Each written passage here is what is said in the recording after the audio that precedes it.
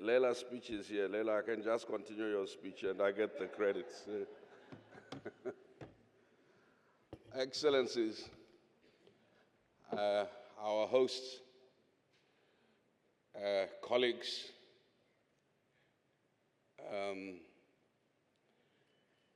when we first started the conversation through the aegis of African Grantmakers Network, which later became APN, and out of whom the African Philanthropy Conference emerged, we were at a critical juncture in global politics. It was 2009, 2010.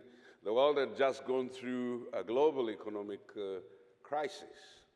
And as Africans, we had come to realize that Santa Claus had been robbed by his or her own excesses and didn't have goodies for us for Christmas, so we had to find indigenous solutions. And in that moment, the emergence of the African philanthropy market was impelled not purely by a desire to transfer resources from the global north to the global south, although that act is necessary as a part of reparations for all the ills, including the climate and related ills that Leila talked about. In that particular moment, there was a fundamental realization that the most debilitating contribution of neoliberalism and global development was its creation in the mind of the African, the perpetual idea that without the empire, they were unable to breathe, no matter the excesses of oxygen in their own less polluted territory, that the African began to think that without the empire, they were unable to generate energy, notwithstanding the excessive sun we have in abundance. That the African began to think they could not be healthy, they could not be well nourished, notwithstanding that the global north today thinks that the most valuable and highest priced food is something called organic food. And let me interpret it for you, because you may be lost in trying to find a complex Harvard, Yale, or Oxford solution to this. Organic food is the food you grew up eating in your village. Now, Bill Gates. My friends, there is no witchcraft that surpasses witchcraft that tells somebody who holds 50% of the world's deposits in critical raw minerals, who holds the largest supply of global gold, which is the most assured denominator of global currency, that persuade that person that they are so poor, they have to abandon the lands in which the gold and the cobalt, the lithium and etc. live, and rush through oceans and die going to care. I am not looking down on what we do to survive. I'm simply suggesting that it must take epistemic witchcraft.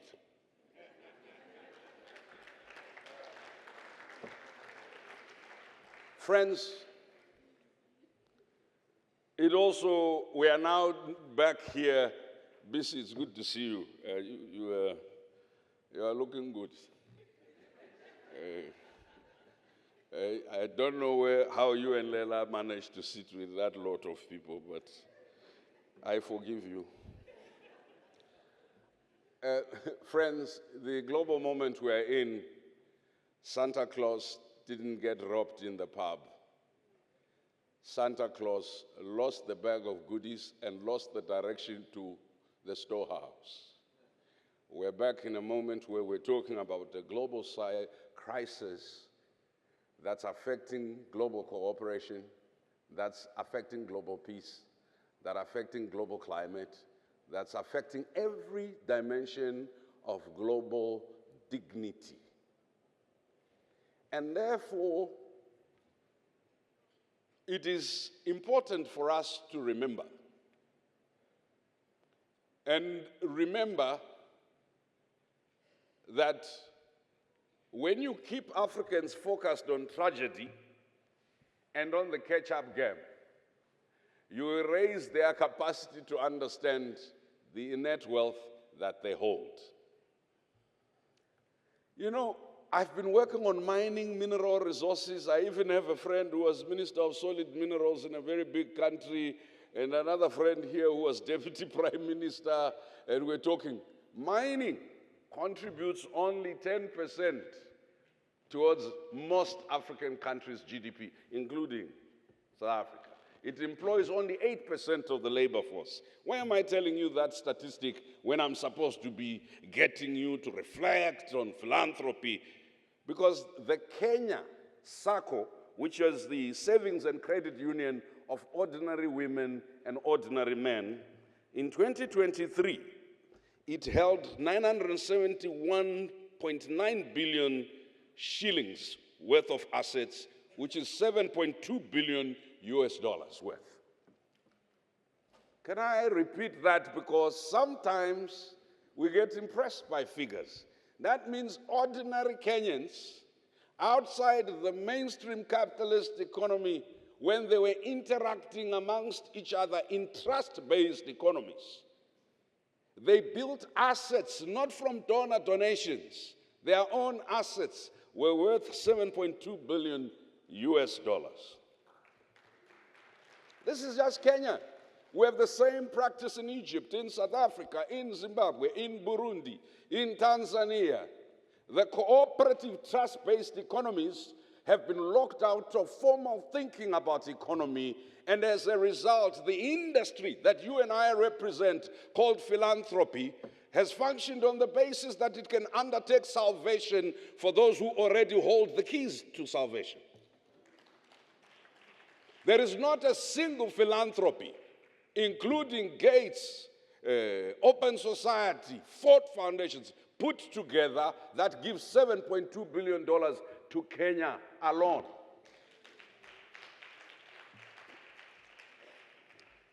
So the same SACCOs had deposits. Remember, the first ones was assets. Deposits worth $682.1 billion, which is $5 billion worth of deposits. So they had 7.2 billion in assets, 5 billion in one country. So for all the smart African thinkers, I see my brother Jibril here, who's been doing remittances. So add the figures for remittances. Africans, the same ones that crossed running away from the misgovernance in our countries and being locked out, stigmatized, criminalized, that Leila was talking about in our own environs, because for some reason we think that wealth is only created in clean ways that comport with us looking like our Western colleagues. They wear suits in towns, but the gold that they export is dug by very dirty, dirty Africans going down in sanitary and unhealthy and unsafe mines. The suit is a substitute of the criminal activity that nourishes the wealth that we now all admire. So in this moment, it is not to be angry that some people are wealthy. In this moment is to ask ourselves, what are we faced with? I promised Briggs I would be positive.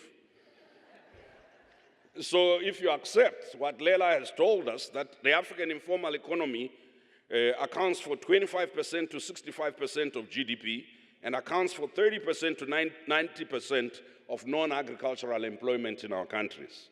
If you accept that this is an important statistic, there are 4 generational shifts that we're dealing with in the moment. First generational shift is that whether you call it a global poly-crisis or a global crisis, whatever you call it, it's presenting us with intersecting impacts in different locations and regions.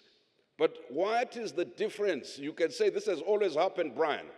In the past, Africa would suffer delayed impacts of crises that are being generated, whether in the Middle East, in Gaza, or generated in America by laws that are passed. But today, we suffer immediately because the closure of your healthcare programs that were based on a dependency system that looked to the north, that was extracting and not paying you fair value for your raw materials, and that did not really do much to invest in the beneficiation of your own raw materials, including the stuff that Leila talked about, is once it closes, Santa Claus closes and goes to see his girlfriend back home. And the Africans now, we cry, we're going to die. How? Our ministers are buying fancy SUVs. And they're holding conferences in Berlin, in Paris, and in London, and in the Washington, D.C., to discuss how to solve the problem of poverty.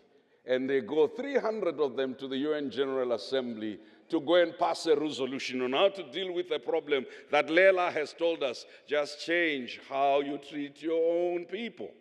Focus on what matters the most. So we no longer see delayed impact because of technology. So anything China does, we feel it immediately. When war happens in Ukraine, we felt the impact immediately. Why? Because we were dependent on Ukrainian wheat. Nothing, the second generational shift, let's admit it. We are in a unique time in history where multiple generations exist at the same time. There are people as young as myself and Mr. Jane, and old people like that one there.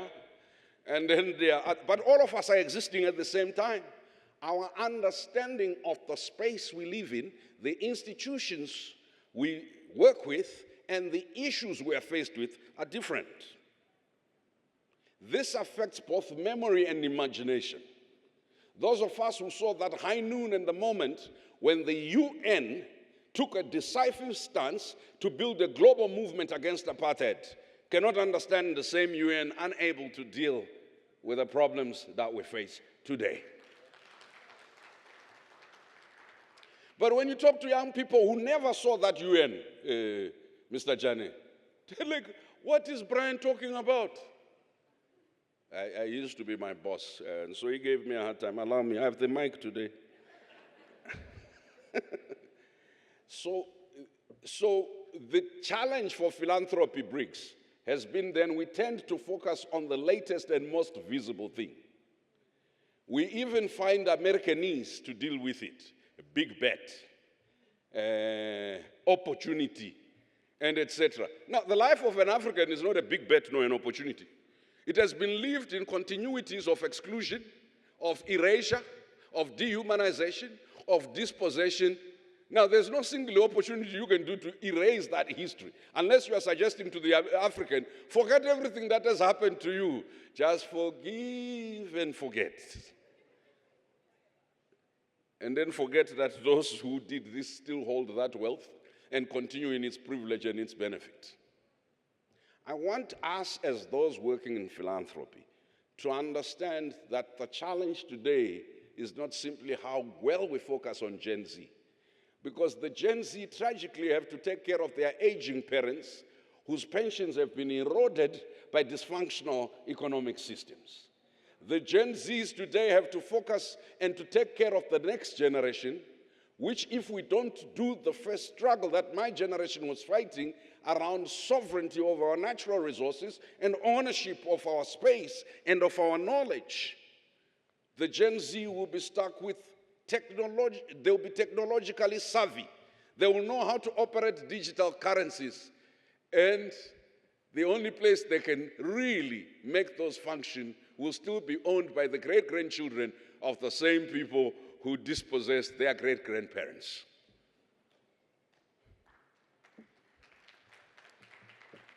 There are intergenerational nuances to this struggle that require that philanthropy, in making its investment, understands that we're dealing with multiple generations existing at the same time, which means multiple interpretations, which means, Briggs, we have to evade and avoid the temptation, number one, of focusing on what is most visible and vocal. Number two, focusing on fiscal or funding gaps or shortfalls. It's very important that we deal with the funding gaps. But if we focus on only dealing with funding gaps, the challenge we have will never arrive at emancipation, right? We may deal with a fiscal problem and not deal with a liberation or liberty problem. We will still be dependents in 20 years' time. And when another crisis happens, another conference will happen at the university here in Cairo, and Africans and their partners will be discussing how to deal with the new development financing challenges. No, it's not a challenge of development financing. It's a challenge of common sense and logic. We now need to teach courses in national wisdom and cleverness, as Kempton Makamure said. Whilst it's important for us to focus on failing transnationalism, the UN and etc., what has failed is we've been allowed to believe our communitarian ways of doing are anti-capital and anti-progress. So we have abandoned communitarian ways of doing that enabled us to deal with mental health, enabled us to deal with solidarity, that enabled us to deal with collective questions of poverty and lack. And so we were told that in order for us to develop, we have to be very individualistic. We have to pursue 7 steps to success, 9 steps to happiness, 49 steps to wealth. We've pursued the steps. We're now at the top there with private jets, and our people are doing what Leila was describing, creating the real wealth and the real value for our societies. Our pension funds have no way of matching with the people that Leila was describing, because our pension funds have been psychologically geared to think that financing is about getting some guy who wants to build some big highway only, or somebody who wants to build some big building with air conditioning. It is not about how to deal. The pension funds in Africa, who is paying pension in Africa? Sorry, who's paying pension in Africa? So if we are rethinking financing, we have to rethink laws and regulations about pension funds that have been deposited in Europe and elsewhere. How do they become matching funds? African national development banks, African regional development banks, instead of simply thinking that we have to build big macro infrastructure. Micro infrastructure is necessary for you to build local economies that will make local content laws about value addition and beneficiation worthwhile. Because you can't do backward and forward linkages to the rest of the economy, education and health and etc., by simply building a big highway that gets to the port, as important as it is. Because democracy happens in the people's lives at the local level, and the economy happens at the people at the local level. And why do we count rich people as poor?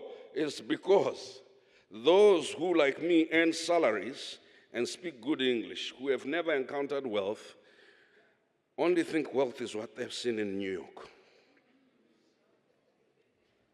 So rethinking money, resourcing is important. The 4th challenge is the shift when it pertains to knowledge, data, and ideation. Friends, data is the next oil. Data is the next oil.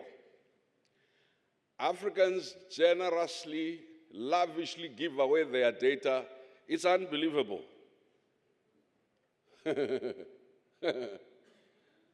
Hey, Africans don't trust each other with regards to elections. They find a European firm and say, come and develop our biometric voting system. In the agreement, they actually have no prohibitions on the use of that data. That European firm or American firm or Israeli firm or whatever Chinese firm goes away. It is the data for the entire voting public, which means the entire income-earning public. Friends, but it also determines what knowledge. Many of you have read recently, I'll end soon. Many of you have read recently that there are professors of law and law firms which used AI to get citations of law cases. And then they did this, and it was found that the cases didn't exist. You know why? Because AI can imagine things into the future. So basically what has happened is, if you look at the positive side, we need, and we'll hear from Professor Mtambara and others who are experts in AI, how to leverage AI for continental and local development. But I want us to actually understand how the lack of sovereignty over the development of AI and the lack of policies essentially means the biases and the prejudice, the racism and the sexisms of those developing AI or inputting into the technology will reflect. So that when you Google Africans, they'll give you Neanderthal. So racism that has moved from warm bodies that die in technology that multiplies like an amoeba, it also means you can change the history of nations. You type something into AI, unless you now discipline yourself and understand, it can tell you certain things exist. I tried to Google the wife of the Pope. It gave me 3 names. So the dangers, I'm sorry to the pontiff, yeah. The dangers of historical erasure and contemporary retruthing. I am a Pan-Africanist, so I can make up English words. Truth is one word. Retruthing, it means telling alternative truth. So AI may enable not just prejudice, but retruthing. So what is the challenge we face? How do we avoid discarding who or what we have and the danger of recycling old racist, sexist, and dependency-based ideas and generate within technology a culture of preserving what we have and building forward a better version of what we have, from food production systems to recycling economies to various other things. So when you think about emancipatory financing, which is my last point, it is an act of self-liberation. Community and institutional endowments are no longer a luxury. They are now an imperative. So instead of simply old boys association, old girls association, we have to figure out with Jibril, how do remittances become incentivized? How do we internationally cut down the cost of transfer of remittances and the poor regulation of benefit of remittances in country such that they contribute to transformative development, building assets, micro and macro assets, and also building longevity in our ability to regenerate within our own economies. And community endowments, collective economies such as chamas, SACCOs, and cooperatives.